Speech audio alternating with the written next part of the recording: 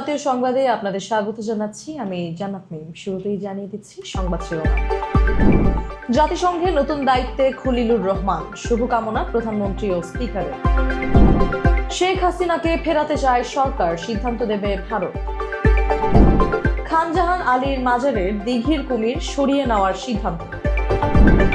বিদ্যুৎ সাশ্রয়ে 7টায় দোকান বন্ধ, চালু থাকবে মাল্টিপ্লেক্স।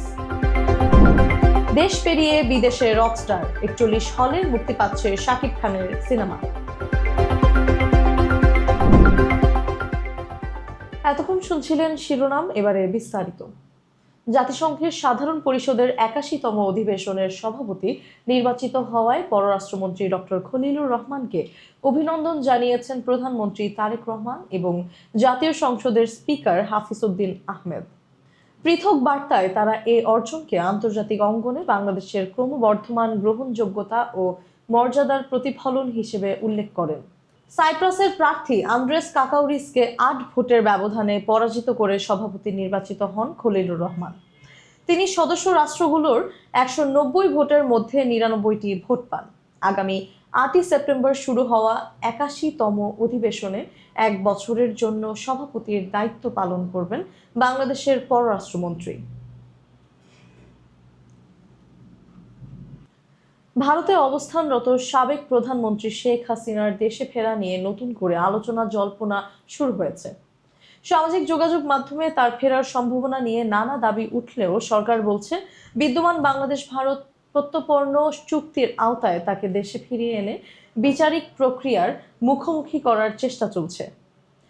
স্বরাষ্ট্রমন্ত্রী সালাহউদ্দিন আহমেদ জানিয়েছে এই বিষয়ে আনুষ্ঠানিকভাবে ভারতের কাছে অনুরোধ করা হয়েছে।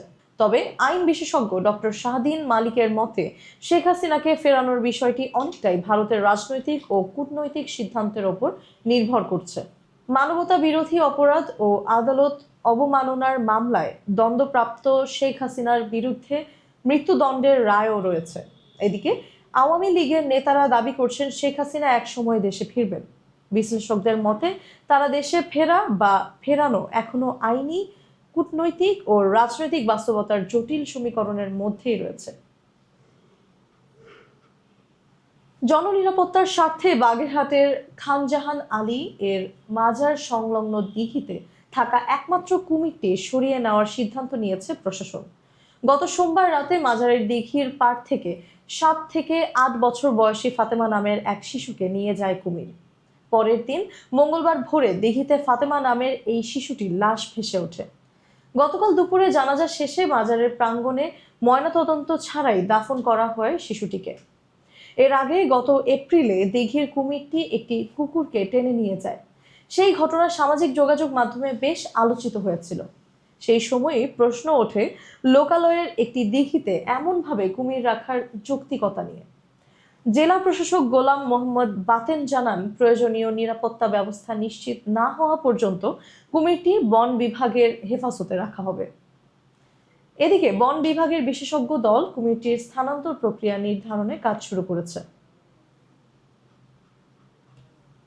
বিদ্যুৎ সাশ্রয়ের লক্ষ্যে সরকার আবারও সন্ধ্যা 7টার মধ্যে বিপণী বিতান এবং দোকান বন্ধের নির্দেশনা কার্যকর করেছে। ফলে ঈদুল আজহা উপলক্ষে রাত 10টা পর্যন্ত দোকান খোলা রাখার বিশেষ অনুমতি আর থাকছে না।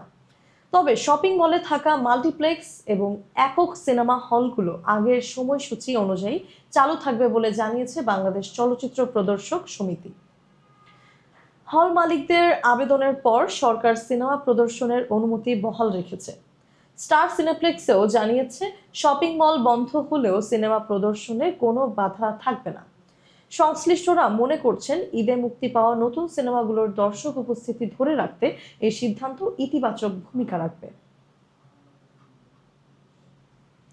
ঈদুল আজহায় দেশের 103 প্রেক্ষাগৃহে মুক্তি পাওয়া শাকিব খান অভিনীত রকস্টার এবার আন্তর্জাতিক অঙ্গনে যাত্রা শুরু করতে যাচ্ছে।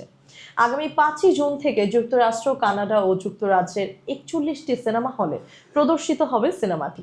একজন রকস্টারের উত্থান, খ্যাতি ও ব্যক্তিগত জীবনের টানাপোড়েনের গল্প নিয়ে নির্মিত এই সিনেমার শাকিব খানের সঙ্গে অভিনয় করেছেন সাবিলা নূর, তানজিনা জামান মিথিলা এবং সুনিধি নায়েক।